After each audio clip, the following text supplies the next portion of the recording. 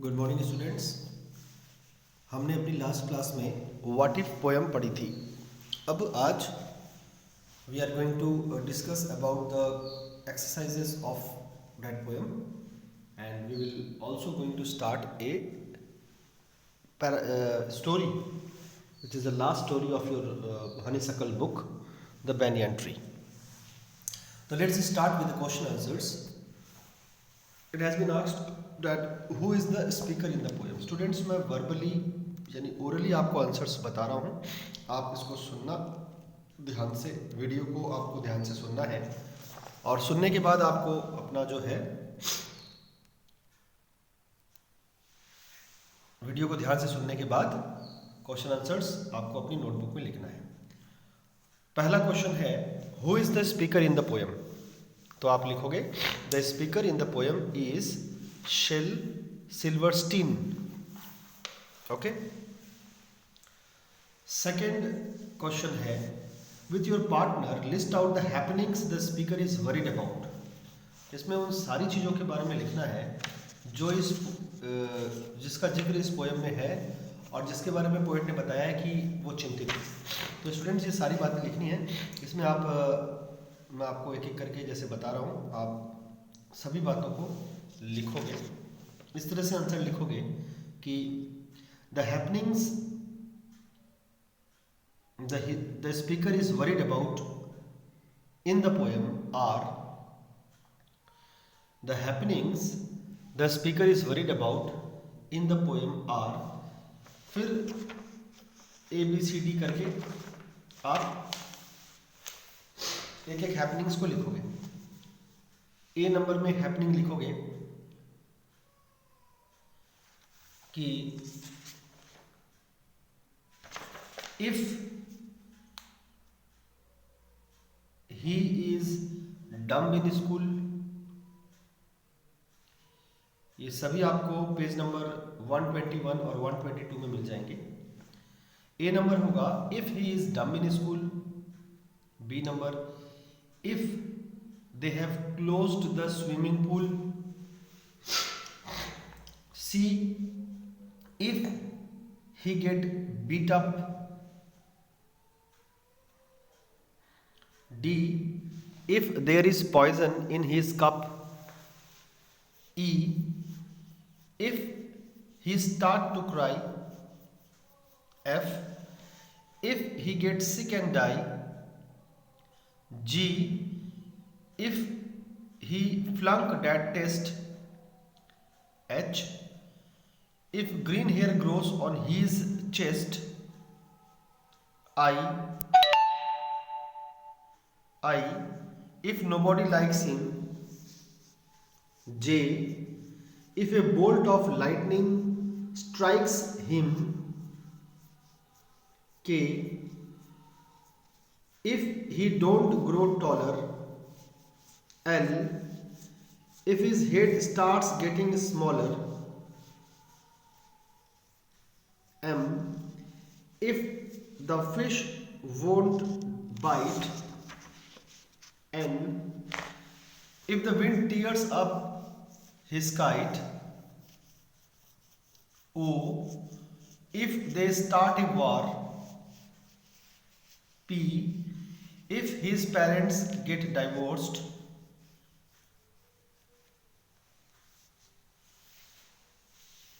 Q, if the bus is late. R, if his teeth don't grow in straight. S, if he tear his pants. T, if he never learned to dance. And that's it. Up to T you will write the answers. तो ये सभी मैंने आपकी poem में देख देख के ही बताए हैं। ये सभी आपका ये सभी लाइंस ए से लेकर के टी तक ABCDEFGHIJKLMNOPQRST यानी 20 जो इफ्स हैं ये सारे स्पीकर को चिंतित करते हैं। The third number is why do you think she or he has this worries. Can you think of ways to get rid of such worries? तो इसका आप लिखोगे I think he or she has this worries because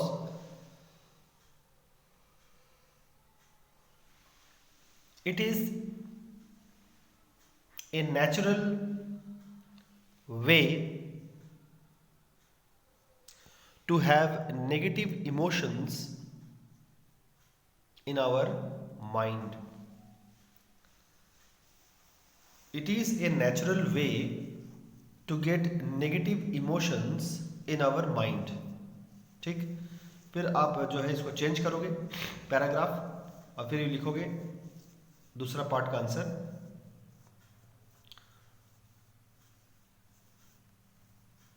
There are two ways to get rid of such worries. Full stop. They are dash दे करके ए और B करके लिखोगे. ए नंबर लिखोगे कि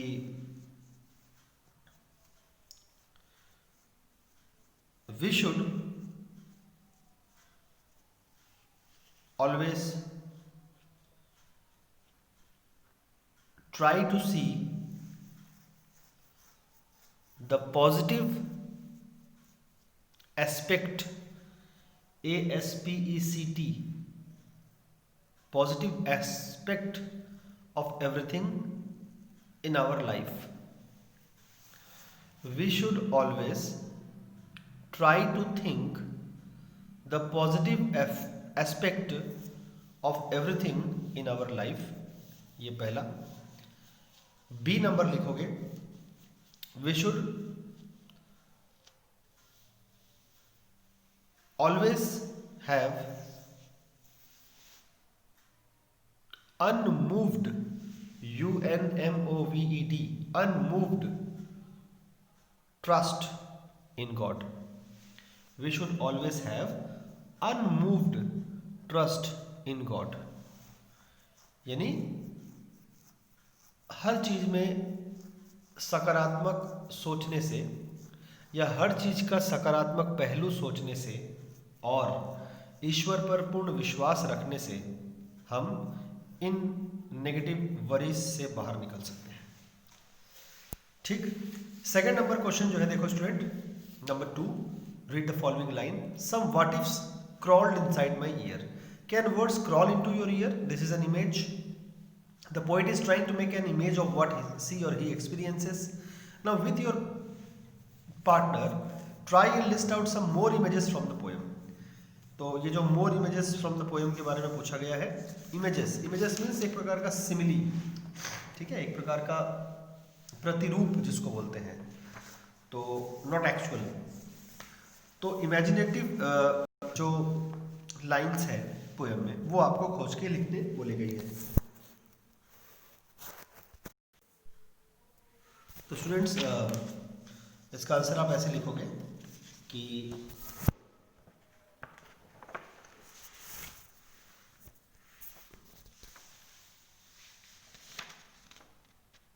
some more images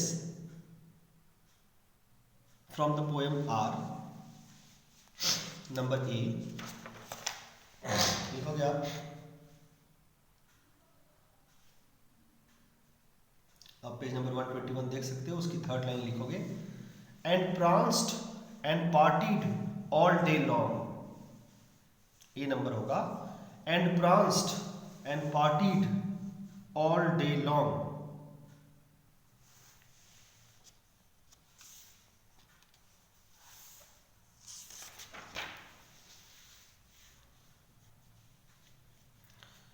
फिर पेज 122 का लास्ट की 2 लाइन लिख दोगे. Everything seems swell and then the night time what if strikes again. ठीक है, so this is your answer. 3 line का आंसर है. तो ए बी सी करके ये तीनों लाइन आप लिख दोगे. उसके बाद थर्ड क्वेश्चन है, in groups of 4 discuss some more what ifs that you experience in your day to day life and list them out. ये स्टूडेंट्स आपका होमवर्क है. Please try by your own, because if you will do it by your own, then you have to think, and if you will think, then you will learn. अगर आप सोचोगे खुद से और खुद से इस क्वेश्चन का होमवर्क करने की कोशिश करोगे तो आप सीखोगे, सिर्फ मेरे बताने से it will not help. So third number is your homework. यहाँ पर 8 जो है व्हाट इफ्स दिया हुआ है, आप सिर्फ 4 लिखो. राइट ओनली 4 व्हाट इफ्स आप लिख दो. ठीक है, 4 व्हाट इफ्स लिखोगे जो इस पोएम से अलग हो और आपके दिमाग में कभी आती हो. ठीक है, 1 2 3 एंड 4 व्हाट इफ्स आप मेंशन करोगे. और उसके बाद एक और क्वेश्चन है, and now right a poem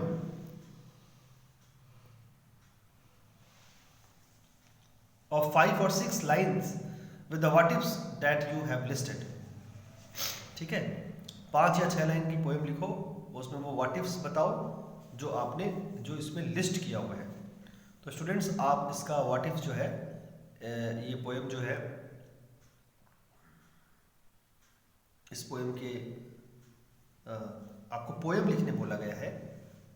5 और 6 लाइन्स की बोली गई. आप चूंकि 4 व्हाट इफ्स मैंने आपको लिखने बोला है तो आप 4 लाइन्स की ही पोएम लिखो.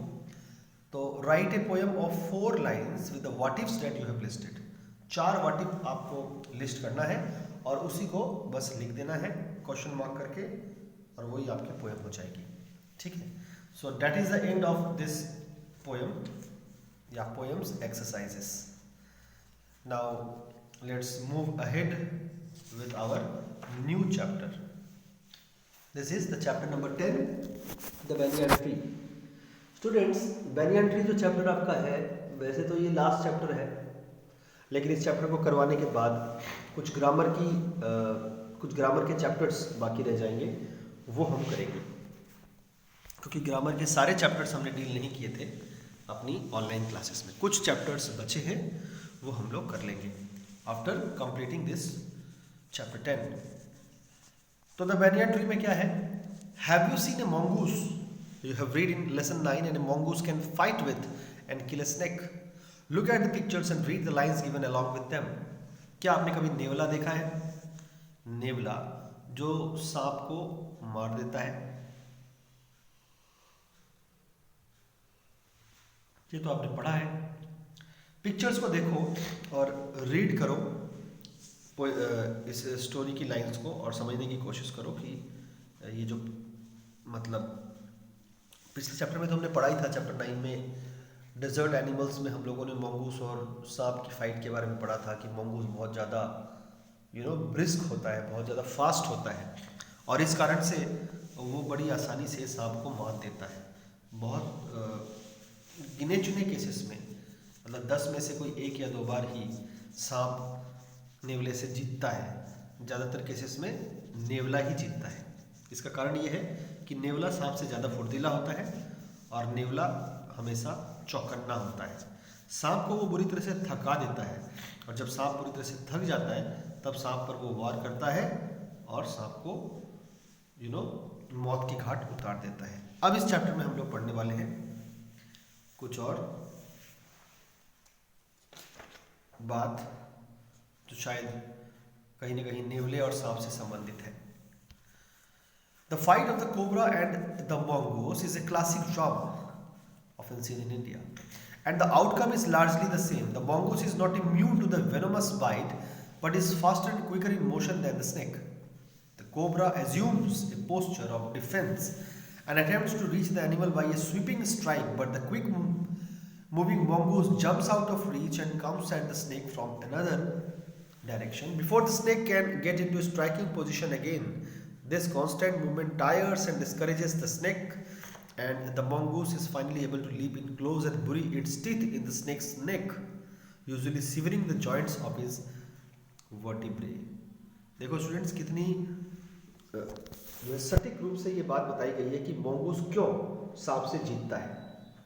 mongoose और कोबरा सांप, जिसको हिंदी में हम लोग बोलते हैं नाग जाति का एक सांप, जिसके फन खड़े होने पर चौड़े हो जाते हैं, जो दिखने में भी बहुत खूबसूरत होता है वो सांप. तो नाग और मंगूस का जो युद्ध है ये भारत में अक्सर दिखाया जाता है सपेरों के द्वारा, या हम अक्सर कभी कभी जंगलों में या कहीं देख सकते हैं, स्पेशली सपेरों के द्वारा हम देख सकते हैं। मंगूस जो होता है, वेनोमस वर्ड का मतलब स्टूडेंट्स, अगर मैं यहाँ पर आपको थोड़ा सा ब्रश यूज करके दिखा देता हूँ। वेनोमस का मतलब होता है, वेनोमस का मतलब होता है जहरीला, ठीक है, यानी पॉइजनस। वेनोमस मतलब होता है पॉइजनस, ठीक है। और इम्यून का मतलब होता है हैबिचुएटेड, हैबिचुएटेड, ठीक है। तो स्टूडेंट्स, कोबरा और मंगूस का जो फाइट है वो दिखने को मिलता है हमें। और मंगूस जो है वैसे तो आदी नहीं है जहरीले सांप के द्वारा काटे जाने के, मतलब सांप अगर उसको काट दे ढंग से, कोबरा अगर मंगूस को एक या दो बार, ज़्यादा से ज़्यादा दो बार, एक या दो बार मैक्सिमम ढंग से काट दे तो मंगूस का बचना नामुमकिन है, क्योंकि ये नाग जाति का सांप जहरीला होता है।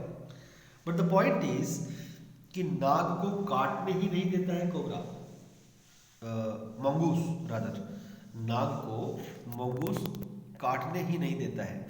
काटने नहीं देता का मतलब ये है कि जैसे ही नाग काटने के लिए आगे बढ़ता है, मंगूस अपना स्थान बदल लेता है और बहुत जल्दी चारों तरफ, मतलब एक सर्कुलर मोशन में बोल लो आप, सर्कुलर मोशन में सांप के चारों तरफ वो दौड़ता ही रहता है।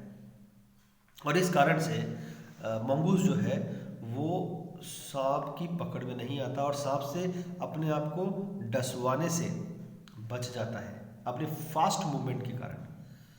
और बार बार बार बार चारों तरफ घूमने के कारण, दायां बायां, बैक साइड, फ्रंट साइड, या इन सर्कुलर वे बार बार घूमने के कारण सांप को, पहले तो वो सांप, मतलब वो सांप को मंगूस अटैक करने का पूरा मौका देता है, बहुत बढ़िया से मौका देता है।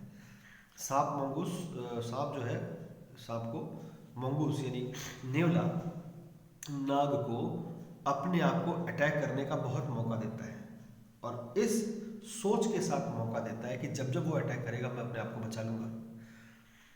वो अटैक करते रहता है, करते रहता है, करते रहता है, और मंगूस अपने आप को सिर्फ चारों तरफ घूम करके, हर तरफ घूम करके बचाते रहता है। सांप लगातार कोशिश करने के बाद जब हार जाता है, एक बार भी उसको डस नहीं पाता है, तो वो खुद हतोत्साहित हो जाता है, यानी कि बहुत ज़्यादा निराश हो जाता है। निराश होने के कारण वो एक तो निराश हो जाता है, बार बार कोई आदमी हारेगा, मान लो किसी ने 50 बार ट्राई की, तो कोई बिरले ही होते हैं, एक्सेप्शनल लोग होते हैं जो बार बार कोशिश करने के बाद हारें और फिर एक बार कोशिश करें और जीत के दिखाएं। मैंने ऐसे लोगों का ही तो नाम होता है, लेकिन ऐसे लोग होते कितने हमारे समाज में, बहुत गिने चुने। अगर आप 50 बार कोशिश किए और 49 बार हार गए, तो 50 बार कोशिश करने के लिए ना आप में एनर्जी बचेगी, ना आपका वो मन बचेगा। तो ये एक होता है। तो मंगूस जो है वो बार बार उसको अपने आप को स्ट्राइक करने का मौका देता है, लेकिन उससे अपने आप को डसने से हमेशा बचाता है। बार बार स्ट्राइक करने के कारण पूरी एनर्जी जो है स्ट्राइकिंग में, यानी डसने की कोशिश में सांप की खत्म हो जाती है। सांप निराश हो जाता है और थक जाता है, और जैसे ही वो थकता है और निराश होता है, जैसे ही मंगूस उसको ढीला ढाला देखता है, तो फटाक दे मंगूस उसके दांत, माने अपने जो दांत है वो उसकी गर्दन को पकड़ लेते हैं, अपने दांत से उसकी गर्दन को जोर से पकड़ लेता है, और उसके गर्दन से जो हड्डी वगैरह जाती है, वर्टिब्रे मतलब हड्डियाँ, उसकी गर्दन वगैरह की जो हड्डियाँ होती है उसको वो नष्ट कर देता है, तोड़ मरोड़ देता है, और इस तरह से सांप का अंत होता है। तो ये जो चैप्टर हम पढ़ने वाले हैं इसमें क्या है, यू मस्ट हैव सीन, आपने बरगद का पेड़ तो देखा होगा। ये कहानी बरगद के पेड़ से संबंधित है। जो राइटर जब छोटा था तो बरगद के पेड़ के, एक पुराने बरगद के पेड़ के नीचे वो बैठा करता था, जो उसके दादाजी के घर में था। Though the house and grounds belonged to my grandparents, the magnificent old banyan tree was mine, chiefly because grandfather at 65 could no longer climb it. Writer जो है इनका नाम जो है रस्किन बॉन्ड। रस्किन बॉन्ड जो है वो हमेशा बच्चों के लिए ही लिखते आ रहे हैं। ये कहानी भी सांप, नेवला, बैनियन ट्री और बच्चे से संबंधित है। रस्किन बॉन्ड का कहना है, जब मैं छोटा था तो मेरे दादाजी के घर में एक बहुत बड़ा बगीचा हुआ करता था। वहाँ पे एक बहुत पुराना बरगद का पेड़ था। मेरा मानना था कि वो बरगद का पेड़ मेरा ही था, क्योंकि 65 साल की उम्र में दादाजी उस पर चढ़ नहीं पाते थे और बहुत बूढ़े हो गए थे, तो मैं ही उस बरगद का पेड़ का मालिक हुआ करता था। अगली क्लास में पढ़ेंगे इसके बाद का पार्ट। आज के लिए इतना ही। Thank you.